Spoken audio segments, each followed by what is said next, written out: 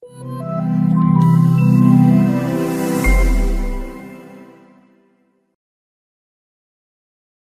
dia a todos.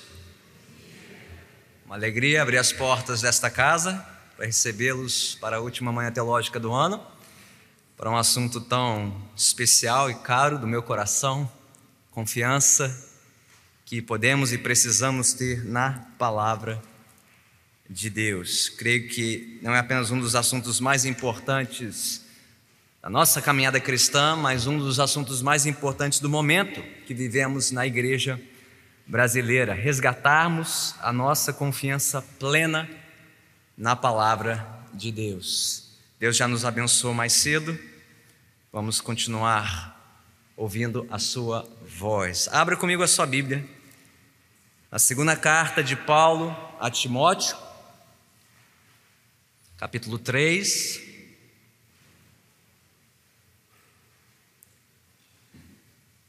para a leitura dos versículos finais, 14 a 17. 2 Timóteo, capítulo 3, versículos 14 a 17. E numa postura de reverência e prontidão, vamos ficar de pé para ouvirmos a leitura da palavra de Deus.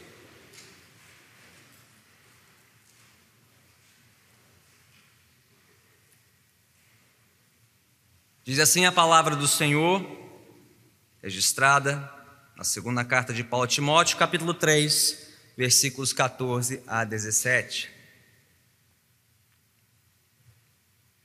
Quanto a você, porém, permaneça nas coisas que aprendeu e das quais tem convicção, pois você sabe de quem o aprendeu.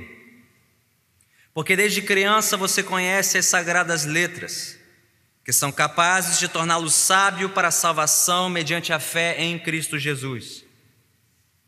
Toda a Escritura é inspirada por Deus e útil para o ensino, para a repreensão, para a correção e para a instrução na justiça, para que o homem de Deus seja apto e plenamente preparado para toda boa obra. Louvado seja Deus pela sua santa palavra. Oremos.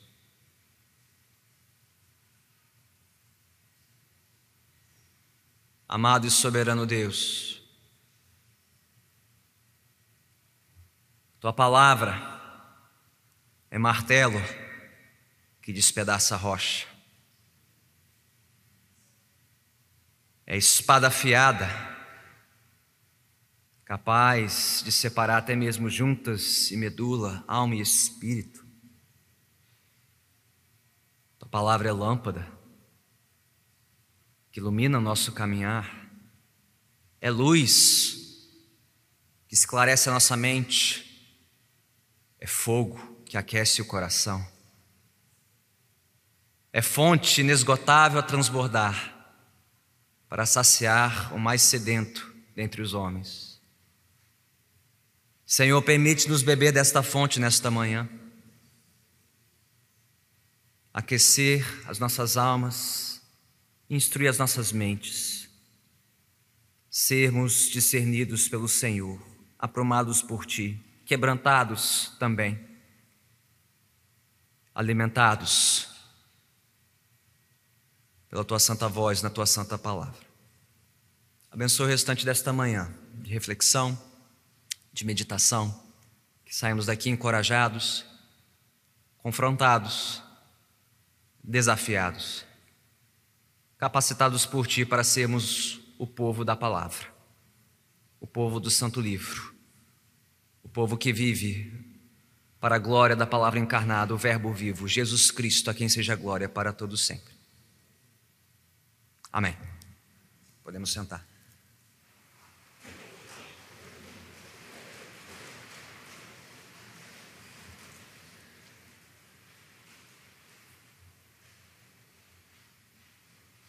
Bem, eu creio que seja bastante óbvio dizer nesta manhã que nós vivemos em um tempo de crise. Um tempo de crise de confiança. Crise de confiança em nossa sociedade. Crise de confiança em nossas instituições. Crise de confiança naqueles responsáveis por preservar a ordem e a lei e a justiça nesta nação. Uma crise de confiança nas nossas lideranças, nos nossos governantes e representantes. Crise de confiança até mesmo em nossas fontes de formação e informação. A todo tempo somos bombardeados por diversos estímulos, quer nas redes sociais, pelos celulares, e temos que nos perguntar todo o tempo: isso aqui que eu estou lendo, ouvindo, recebendo, é fato ou é fake? Posso confiar ou não? Tem procedência ou não? Como eu posso saber se isso aqui é verdadeiro ou fabricado, manipulado? Se tem um quê de verdade ou se não tem nenhuma verdade? Quanto mais inteiramente verdadeiro. A crise parece ter se agravado a ponto de abalar a confiança de muitos ditos cristãos acerca da confiabilidade da própria Bíblia, as Escrituras Sagradas, a Palavra de Deus. Afinal, quando eu pego este livro, quando eu abro para lê-lo, quando alguém abre este livro de púlpito e começa a ensinar e pregar a partir dele, o que eu estou ouvindo exatamente? É só um relato histórico? É só uma produção humana? É fruto de homens falíveis, enviesados? É fruto de culturas patriarcais, machistas, opressoras, que querem nos oprimir e querem acabar com a nossa alegria e felicidade neste mundo? E hoje já existem pastores e pregadores dizendo essas coisas, que precisamos atualizar a Bíblia, filtrá-la, depurá-la, eliminar os seus excessos, ficar só com o que é mais agradável, palatável à nossa razão, às nossas sensibilidades modernas. Bem, felizmente já tivemos oportunidade mais cedo de ouvirmos excelentes argumentos e razões para crermos na Bíblia. Cremos na confiabilidade das Escrituras Sagradas. Cremos que este é o documento mais bem atestado de toda a história humana. Se você não pode confiar na Bíblia, você não pode confiar em nenhum outro livro antigo. Você não pode confiar nas fontes históricas do passado, o acesso que temos aos pensadores, aos líderes da antiguidade, não pode. Desconfiar da Bíblia é desconfiar de tudo. Por quê? Ela é o documento mais bem atestado da história. Conforme a evidência dos manuscritos, conforme as descobertas arqueológicas, e a cada nova descoberta, mais uma confirmação de que o que temos na Bíblia é verídico, é factual, é confiável. Isso sem falar no testemunho interno da Bíblia, sua coesão, sua coerência, no seu padrão de promessas, cumprimento, profecias e cumprimento.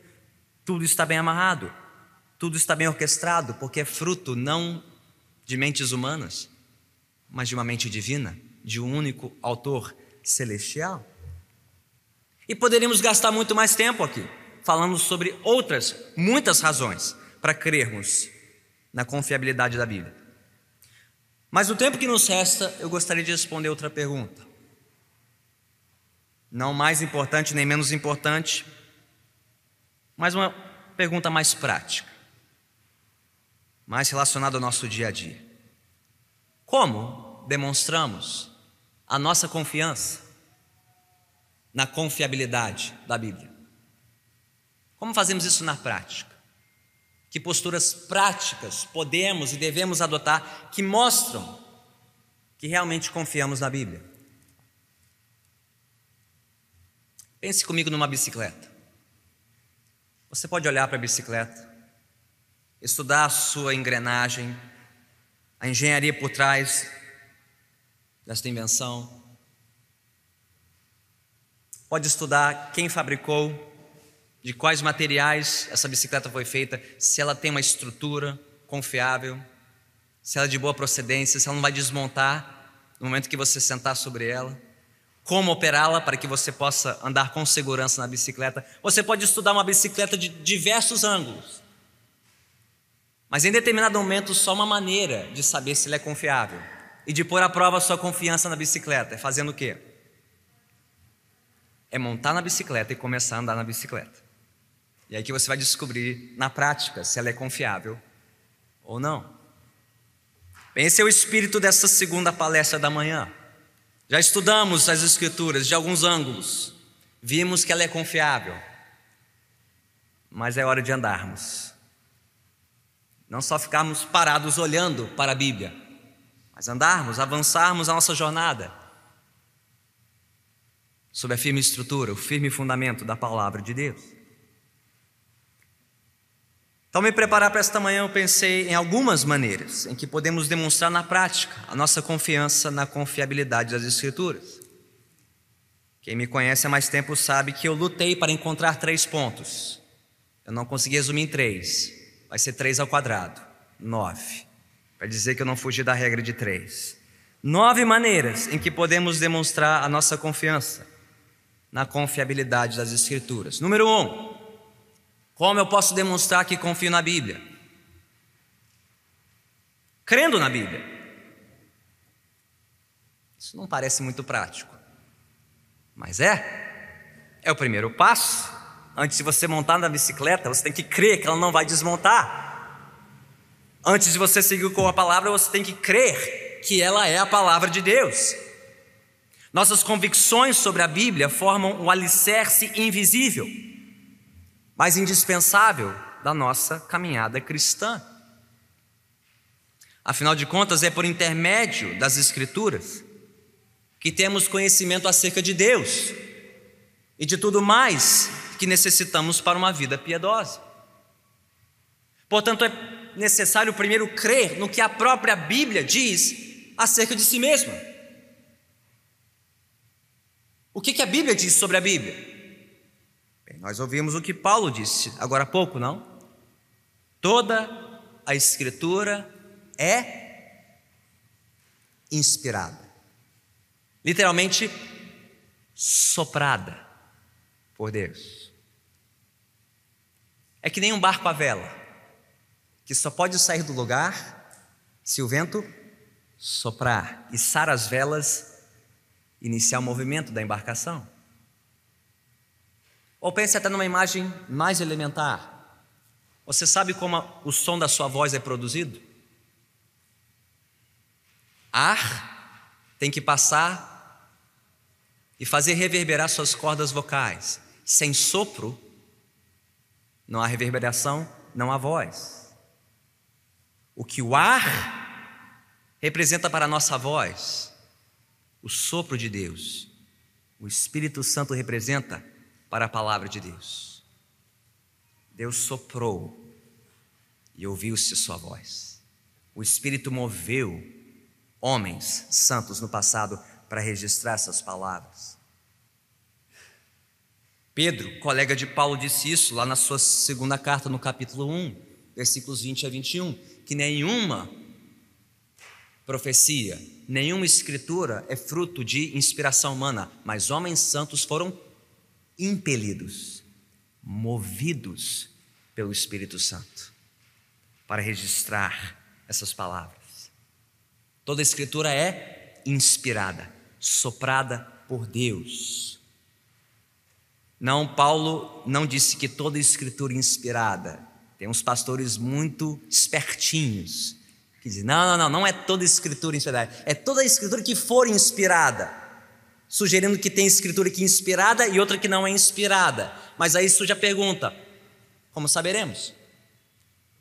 Se Paulo quisesse criar essa confusão, essa distinção entre o que é inspirado e o que não é inspirado, surge a pergunta, Paulo, então que escritura é inspirada? Ele estaria confundindo Timóteo. Ele não quer confundir, ele quer encorajar Timóteo. Toda a escritura é inspirada, soprada por Deus. Você quer ouvir a voz de Deus? Abre a sua Bíblia.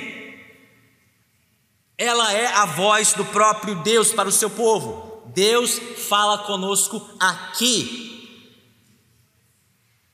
Falou e ainda fala. Cremos na inspiração da palavra. Se cremos na inspiração da palavra de Deus, então cremos na inerrância da palavra.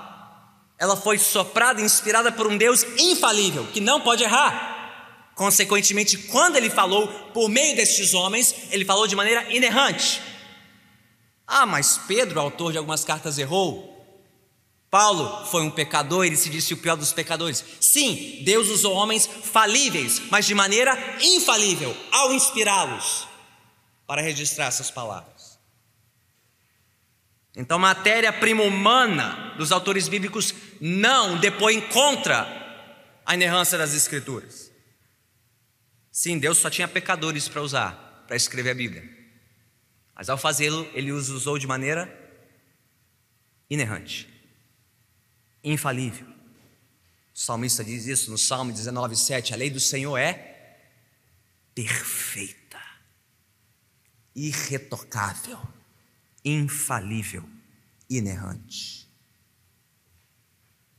Se cremos que a Bíblia é inspirada e inerrante, cremos também que ela é clara. Porque Deus falaria de maneira confusa na Bíblia? Ele não inventou outra língua, ele usou a língua dos homens da época, o hebraico e o aramaico no Antigo Testamento, o grego no Novo Testamento, era a língua que tinha. Ele usou a língua dos homens para falar conosco. Que nem um pai que se agacha para falar com a sua criancinha, olho no olho, com um vocabulário que lhe é reconhecível. Não vai usar palavras complicadas, uma outra língua, vai falar a linguagem que o bebê ou a criança entende. Deus se agachou, se rebaixou para falar conosco na nossa língua, na língua dos homens, traduzida para nós aqui no português, para que o entendêssemos de maneira clara. A palavra de Deus é clara em si mesma. Para quê? Paulo disse: para instruir, para repreender, corrigir, ensinar, para que o homem de Deus estivesse apto e plenamente preparado para toda boa obra. Sim, a Bíblia exige estudo, dedicação, mas ela é clara e simples em si, para que entendamos a mensagem de Deus. Se cremos na inspiração da Bíblia, na inerrância, na clareza das Escrituras, precisamos crer na sua suficiência também.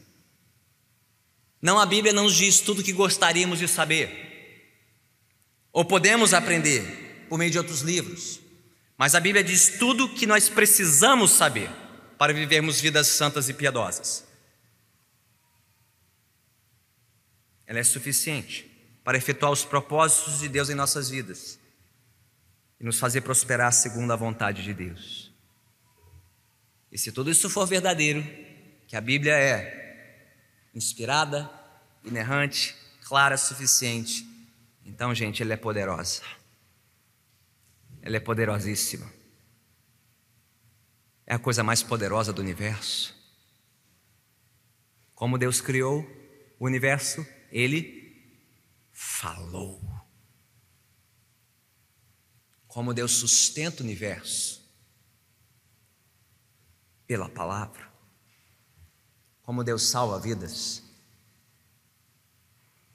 Romanos 1, 16, 17. Eu não me envergonho do Evangelho, porque ele é o poder de Deus para a salvação de todo o que crê, primeiro do judeu, depois do gentio, porque no Evangelho é revelada a justiça de Deus, justiça que do início ao fim vem pela fé. Por isso está escrito: o justo viverá pela fé. É o Evangelho, a palavra poderosa de Deus que salva, que cria, que sustenta. Então, se Deus falou de maneira inspirada, inerrante, clara, suficiente e poderosa nas Escrituras, precisamos ouvi-las. Se dizemos que cremos na Bíblia, precisamos ouvir a palavra de Deus. Mas quem sabe hoje, primeiro, Deus está te chamando de volta para os fundamentos. O que você crê sobre a Bíblia? Quanto você crê na Bíblia? Bem, se o seu orçamento permitir, se você já não gastou toda a verba de fim de ano no intervalo, há mais algumas ferramentas que você pode e deve adquirir. A mais simples e a mais acessível: firme fundamento, a inerrante palavra de Deus em um mundo errante. Se sobrou mais um dinheirinho para só mais um livro, compre esse. Só que só tem 2. Vai ser leilão aqui de fim de ano. Black Sabbath, né? Descontos de perder a cabeça, né? Então, Só tem esse na minha mão e outro na livraria, cor. Ou quem sabe pilares da fé, a atualidade da mensagem da reforma, entre os quais só a Escritura, somente a Escritura. Então, quem sabe o seu primeiro passo, o seu primeiro dever de casa é revisitar as bases da sua fé, o que você crê sobre a Bíblia. Porque assim como for sua convicção sobre a palavra de Deus, assim será a importância da palavra de Deus na sua vida. Se for só um livro qualquer, coloque aí na lista, pode esperar na fila. Mas se for a palavra de Deus, então tem que estar lá no topo. Em primeiro lugar, à frente de tudo e todos. Então essa é a primeira maneira que demonstramos a nossa confiança nas Escrituras. Como? Crendo na Bíblia. Segundo, lendo a Bíblia. De que adianta crer na Bíblia, crer que ela é a palavra de Deus, sem ouvir a palavra de Deus?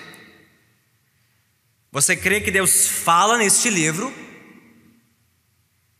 Então de que adianta guardá-lo na gaveta, na estante, na prateleira fechada no carro, como um amuleto para proteger do olho grande? Ou evangelizar o ladrão que vai levar o carro e vai ler a Bíblia antes de você?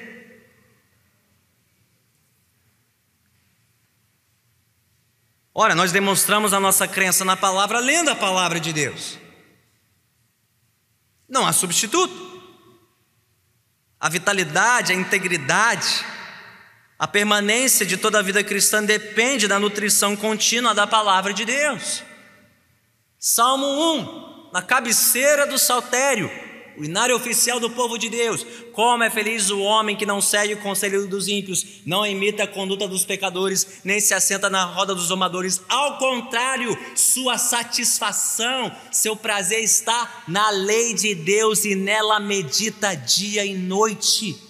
É como árvore plantada à beira de águas correntes, dá fruto no tempo certo e suas folhas não murcham. Tudo o que ele faz prospera. Árvore bem plantada, irrigada, nutrida noite e dia pela palavra de Deus.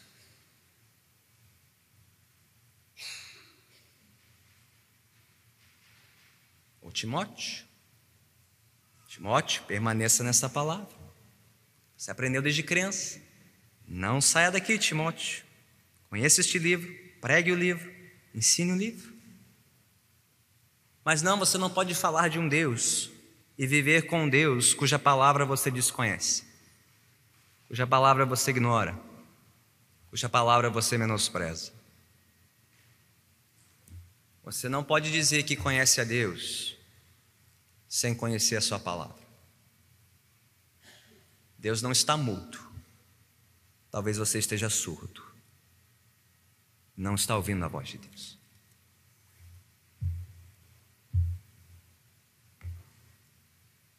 Para conhecer a Deus é preciso conhecer a sua palavra. Então eis aí uma meta para a sua vida. Resolução de fim de ano. Quem não fez, leia a Bíblia toda. Gênesis, Apocalipse. Toda ela foi inspirada. Não tem parte mais ou menos importante. Não tem supérfluos, não tem acréscimos, não tem excessos. Toda a Bíblia, leia toda a Bíblia. Se você nunca leu a Bíblia de capa a capa, eis aí a sua primeira e mais importante resolução. Leia a Bíblia toda. Leia o ano todo. Leia todo o ano. Não só leia no ano que vem, leia de novo no ano seguinte e continue lendo este livro até o fim da sua vida, porque você nunca esgotará as riquezas deste livro. Terminou uma vez, comece a segunda. E a terceira, e a quarta, e a quinta, quantas vezes for possível. Porque a Bíblia completa é necessária para fazer um cristão completo. Você não pode ser um cristão completo sem conhecer a Bíblia completa. Ou você pode ser um médico lendo só metade do manual, ou fazendo metade do curso de medicina. Você colocaria a sua saúde nas mãos de um médico que só estudou metade do curso? Eu não. Sua saúde espiritual é menos importante que a sua saúde física?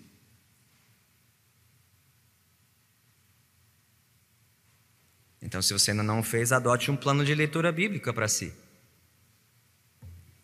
Se você trabalha com casais ou com jovens, adote um plano de leitura para o seu grupo. Se for pastor, adote um plano de leitura bíblica para a sua igreja. Leia logo. Se nunca leu, leia em 3 meses, ou em 6, ou em 12, o tempo que for, mas leia. Leia todo o livro. Porque assim como for a sua familiaridade com a Bíblia, palavra de Deus, assim será a familiaridade com o Deus da palavra. Você não pode ser familiar de um Deus cuja palavra você ignora, desconhece. Terceiro, estude a Bíblia. Estude a palavra. Afinal de contas, este é o nosso chamado, sermos um povo do livro. O povo do livro. O povo da palavra.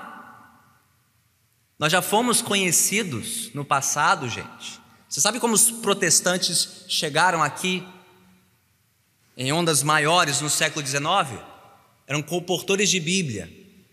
Eles vinham para distribuir Bíblias numa terra que tinha muitas igrejas, muitas cruzes, mas o povo não tinha acesso à Bíblia. Eles chegaram para distribuir Bíblias. E até poucas gerações atrás, nós crentes éramos conhecidos como os Bíblias. Você vê alguém com um livro debaixo do braço no domingo, lá vai um Bíblia, lá vai um crente. Sim ou não? Quem é dessa geração?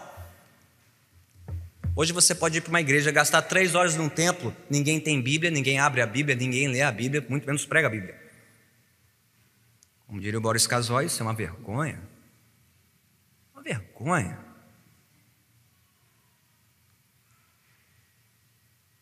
Onde estão os Bíblias? Se não tivermos tempo para isso, quem mais terá? Se tivermos tempo para estudar outras disciplinas, que o façamos.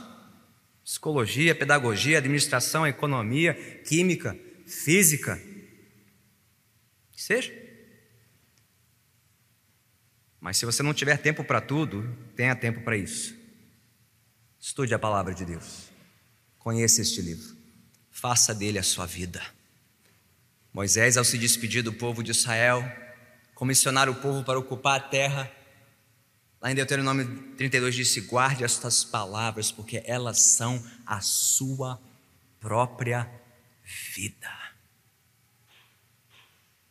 Elas não são apenas vida, fonte de vida, elas são a sua própria vida. Leia o livro, estude este livro, conheça este livro, de ponta a ponta.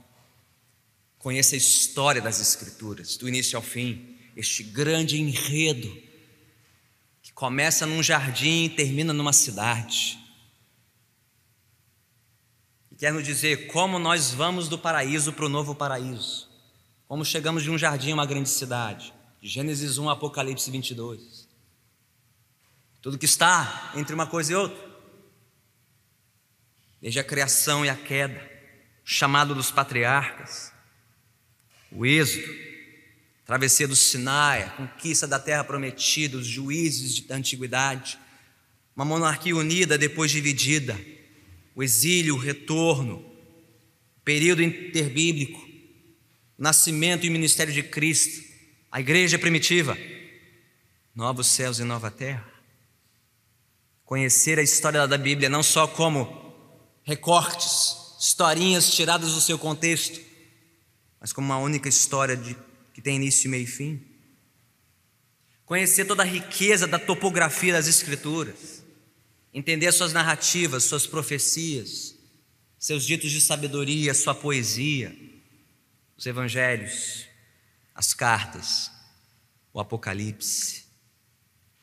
Entender os grandes temas da Bíblia e como eles se encaixam, formam um retrato composto, tal qual um mosaico de vitral, pequenas pecinhas, mas que juntas formam uma grande imagem. Entender como cada pecinha da Bíblia se junta para formar uma grande imagem. Um grande retrato de um grande Deus, um grande Salvador, um glorioso Evangelho. Estudar a Bíblia e entender como ela é do início ao fim a revelação do próprio Deus, do seu glorioso Evangelho. de um rei que nos criou, de criaturas rebeldes que afrontaram o rei, de um redentor que veio nos salvar, de redenção para pecadores arrependidos e restauração de todas as coisas no porvir. Então não só estabeleça um plano de leitura bíblica, estabeleça um plano de estudo da Bíblia. Estudar os seus livros, um a um, seus personagens, seus temas.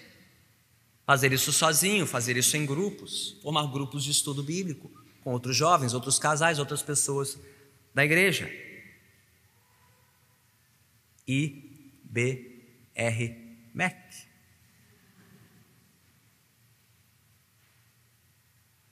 Melhor investimento para a sua vida espiritual. E sim, valer-se de boas ferramentas que nos ajudam a ler a Bíblia como uma única mensagem, como introdução à teologia bíblica, como o reino de Deus através das alianças de Deus. Entender como toda a Bíblia se encaixa como um grande quebra-cabeça e forma uma figura só. Assim como for sua profundidade na Bíblia, assim será a profundidade da sua vida com Deus. Quem vai fundo nas Escrituras, vai fundo na sua vida com Deus. Quem fica na superfície, se contenta com uma vida rasa, superficial na fé. Creia na Bíblia, leia a Bíblia, estude a Bíblia. Avançando aqui um pouquinho mais rápido. Quarto lugar, medite na Bíblia. Medite nas Escrituras. Não só estude a Bíblia, e ela é digna do seu estudo sério, tal qual qualquer outro livro. Medicina, direito, jornalismo, comunicação, o que for. Estude-a a sério. Mas não apenas estude, medite na Bíblia. Medite nesta palavra. Há muitas razões erradas para ler e estudar a palavra. Você pode estar fazendo a coisa certa pela razão errada. Há quem lê e estude a Bíblia por obrigação. Isso se chama culpa. Há quem lê e estude a Bíblia por status. Isso se chama orgulho. Há quem lê e estude a Bíblia pelo simples prazer da argumentação, ficar batendo nos outros na internet. Isso se chama influência e poder. Há quem lê e estude a Bíblia só por uma profissão, para ter com que se sustentar. Isso se chama hipocrisia. Há quem lê e estude a Bíblia só para satisfazer suas necessidades pessoais. Isso se chama egoísmo. Há quem lê e estude a Bíblia só por curiosidade intelectual e espiritual. Isso se chama vaidade. Mas há razões certas para ler e estudar a palavra. Por que nós lemos e estudamos a palavra? Pela mesma razão que fazemos qualquer coisa na vida cristã. Nós lemos e estudamos a palavra de Deus para conhecer o Deus da palavra, amá-lo mais, servi-lo mais. É o primeiro e maior mandamento, inclusive quando você lê a Bíblia. Conhecer a Deus e amá-lo de todo o seu ser. A Bíblia é a porta de entrada para esta comunhão com Deus, é a janela para conhecê-lo. Então leia a palavra para conhecer o Deus da palavra. Leia a palavra para crescer no amor por Deus e ao seu próximo também. Ele é o nosso mapa, o nosso guia fiel para amar a Deus e o próximo. Este não é o segundo mandamento semelhante ao primeiro? Ame a Deus e também o seu próximo. Leia e estude a Bíblia também para conhecer a si mesmo. Ela é um espelho para a nossa alma. Então talvez você queira manter um diário de leitura e meditação bíblica. Ao ler a palavra, diariamente adotar um versículo ou uma ideia-chave da sua leitura para a sua meditação e reflexão. O que Deus está me ensinando sobre Ele, sobre mim? sobre o que Ele espera de mim e exige de mim, o que Ele quer repartir comigo. Creia na Bíblia, leia a Bíblia, estude a Bíblia, medite nela. Quinto, ore a Bíblia. Ore a palavra de Deus. Que ela seja o vocabulário com o qual você fala com Deus. Deus fala primeiro, por isso temos que ler a Bíblia primeiro. Mas depois nós respondemos e falamos com Deus por meio da oração.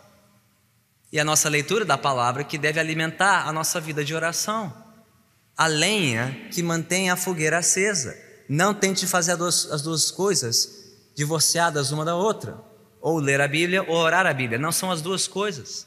São as duas asas de um pássaro que batem juntas para alçá-lo em voo. São os dois remos de uma canoa que fazem com que ela avance. Se você tentar remar com um remo só, vai ficar dando voltas e não sai do lugar. Então não só leia, estude e medite na palavra, ore a palavra.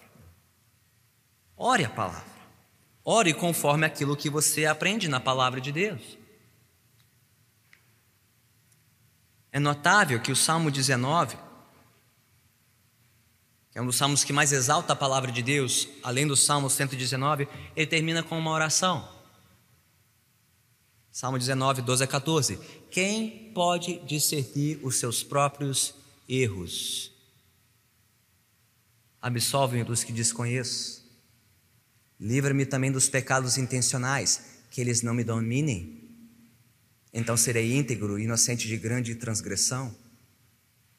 Que as palavras da minha boca e a meditação do meu coração sejam agradáveis a Ti, Senhor, minha rocha e meu resgatador. Depois de louvar as belezas e as grandezas da palavra, lei do Senhor é perfeita, restaura a alma. Os mandamentos do Senhor são puros, iluminam os olhos.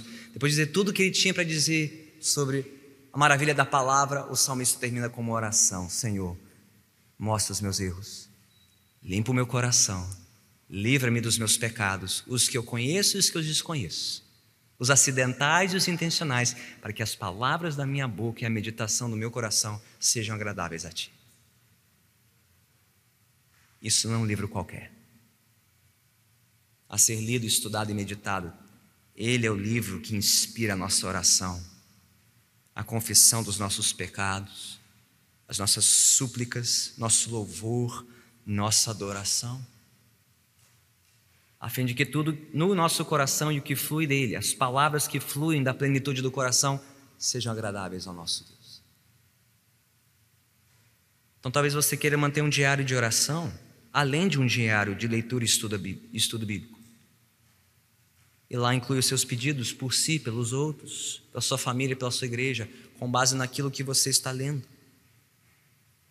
Assim como for a sua intimidade com a palavra de Deus, em oração, assim será a sua intimidade com o Deus da palavra. Sexto lugar, obedeça a palavra. Obedeça a palavra. Aqui está a necessidade de integridade no ensino da palavra. Temos dois exemplos disso na própria palavra. O exemplo maravilhoso no Antigo Testamento de Esdras. Esdras 7:10 diz que Esdras se dedicou a estudar, a obedecer e a ensinar a palavra. Nessa ordem: estudar, obedecer, ensinar.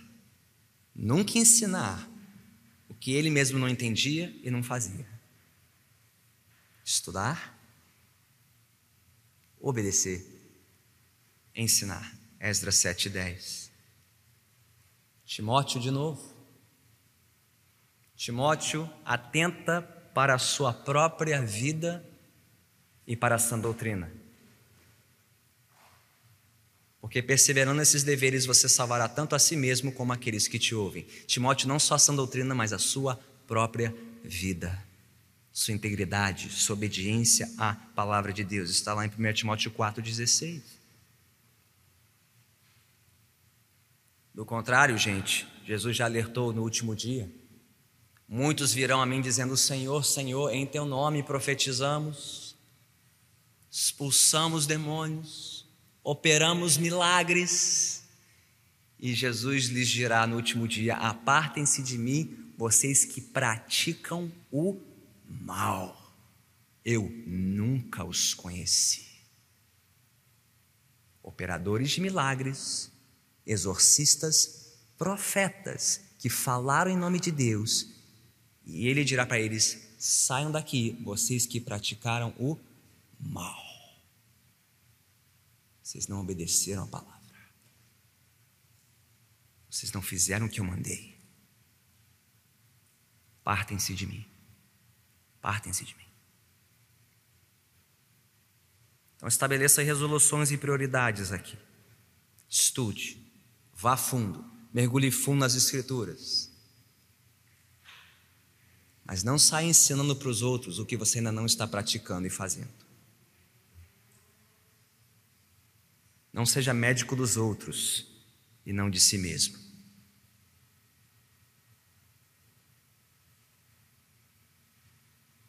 Sétimo, compartilhe a palavra. Você não é o alvo final da voz de Deus. Ela chegou até você, mas não para em você.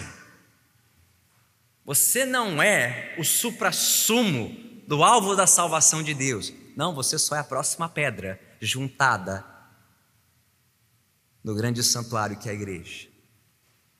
Você foi alcançado pela palavra. Talvez seus pais, amigos, vizinhos, parentes. Alguém levou a palavra para você. Faça a generosidade de estender o privilégio para outros. Você recebeu a palavra de graça, agora vá e compartilhe a palavra de graça.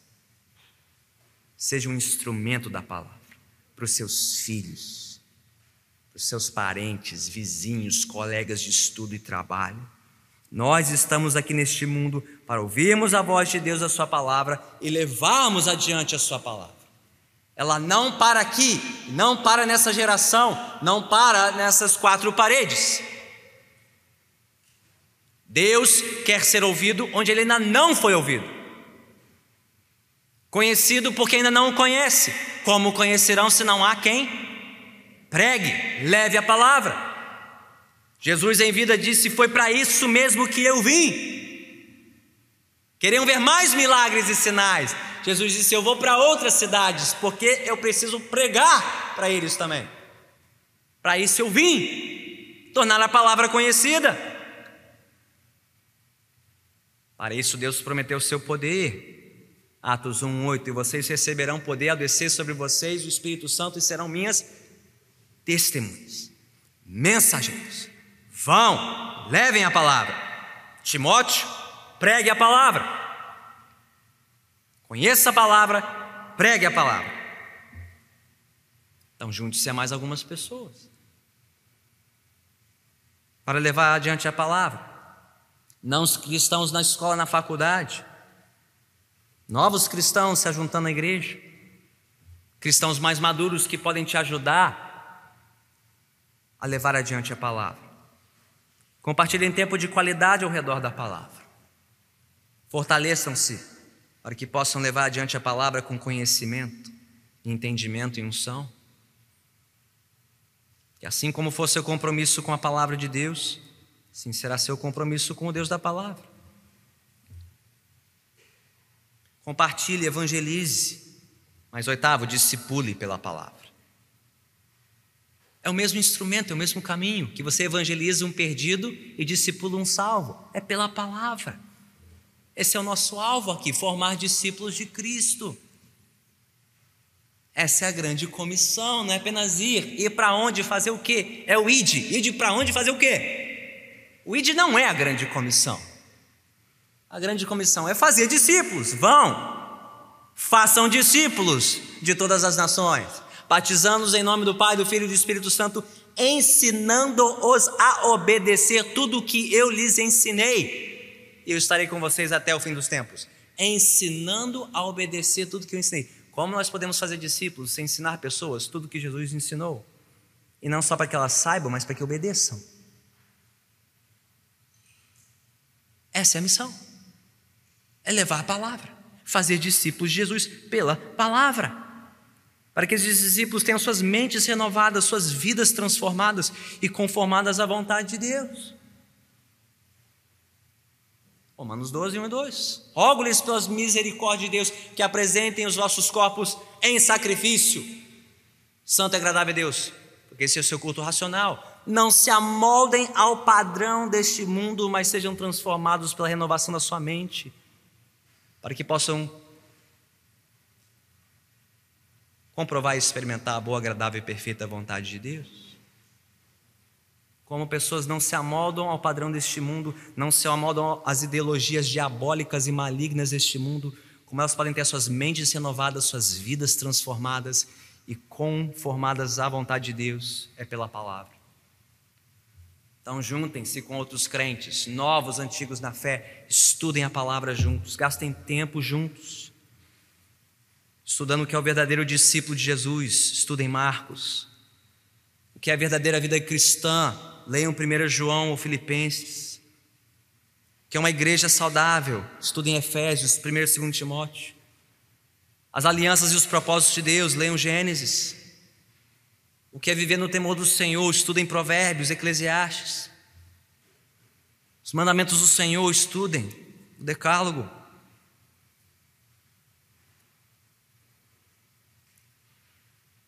Não tem como discipular e fazer discípulos sem a palavra de Deus. Porque é a palavra de Deus que opera os propósitos de Deus no mundo de Deus e na vida do povo de Deus. Por último, persevere na palavra. Persevere na palavra. Voltamos para onde começamos. Quanto a você, porém, Timóteo, permaneça nas coisas que aprendeu e das quais tem convicção, pois sabe de quem o aprendeu, porque desde criança você conhece as sagradas letras que são capazes de torná-lo sábio para a salvação mediante a fé em Cristo Jesus. Só uma maneira de ser salvo e se tornar sábio para a salvação em Jesus é começando na palavra, continuando na palavra, permanecendo na palavra. Você já não está cansado de ver crianças crescendo na igreja, conhecendo na palavra, para depois se tornarem adolescentes e jovens universitários e abandonarem a palavra, serem cooptados pelo mundo, sofrerem uma lavagem cerebral na faculdade ou antes do cursinho, cooptados para uma militância diabólica e maligna e anticristã e antibíblica. Você já não está cansado de ver pessoas com 20, 30, 40 anos de igreja simplesmente abandonando os caminhos do Senhor? A causa é sempre a mesma. Alguém não permaneceu na palavra. Alguém parou de ouvir a voz de Deus e se encantou com a voz do mundo. E as vozes do mundo falaram mais alto que a voz do Senhor. Não se canse de ouvir a voz de Deus. Não se canse de ouvir a palavra de Deus. Não se canse de permanecer na palavra de Deus. Porque assim como for nossa perseverança na palavra, assim será nossa perseverança na vida com o Deus da palavra. Irmãos e irmãs, de nada adianta afirmarmos que nós cremos na Bíblia. De nada adianta dizermos que cremos na confiabilidade das Escrituras, se não demonstramos na prática esta confiança. Então, como podemos demonstrar na prática que confiamos na Bíblia? Creia nela, leia, estude, medite, ore, obedeça, compartilhe, discipule, persevere, permaneça. Que Deus nos dê graça para permanecermos, perseverarmos na palavra, naquele que é a palavra viva, Cristo Jesus, nosso Senhor e Salvador. Oremos. Senhor Deus, tendo ouvido a Tua voz na Tua santa palavra, ajude-nos agora a guardá-la em nosso coração. Que não nos desviemos dela nem para a direita nem para a esquerda. Que nela encontremos toda a graça, toda a força, toda a coragem para permanecermos firmes e inabaláveis neste mundo, conhecendo e seguindo a Tua vontade. Que nesta manhã o Senhor tenha nos despertado a fome e a sede por Te conhecermos mais na Tua santa palavra. Que voltemos a ela, Senhor, não por culpa ou vergonha, mas por prazer, por alegria, por um santo desejo de sermos Teus, Teu povo, Tua igreja, Tua família, Teus filhos e servos neste mundo. Assim nós oramos, em nome de Cristo Jesus. Amém.